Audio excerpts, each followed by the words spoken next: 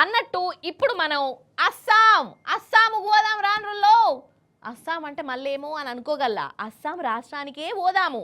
ఆడ ఒక ఊరున్నది, ఆ ఊరి జనాలు ఒక కొత్త ఇగురం పెట్టుకున్నారట.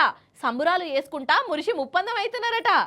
ఇంతకు వాళ్ళు ఏం పని పెట్టుకున్నారు, ఏంది కథ, ఏది ఓ మల్క అట్లట్లట్లట్లా పోయేసి వద్దాము రాండ్రి. అన్నా ఒక్క నిమిషమే జర కెమెరా అటుకెళ్ళి పెట్టే, నీకు జర పుణ్యం ఉంటుంది. అటు చూడురులా, ఇదేగా బురదాట చూడురి, ఓగలు కోగులు ఎట్లా పూసుకుంటురో.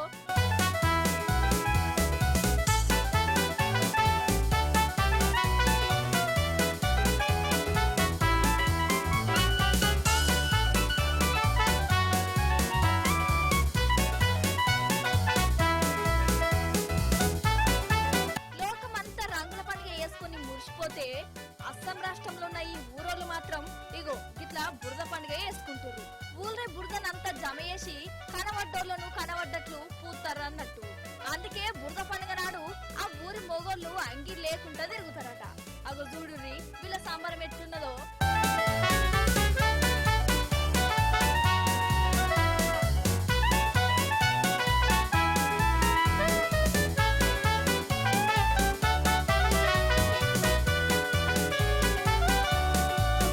అయ్యయ్యో పిల్లగాన్ని సత్యనాశనం చేసిరు కదా బురదతోని.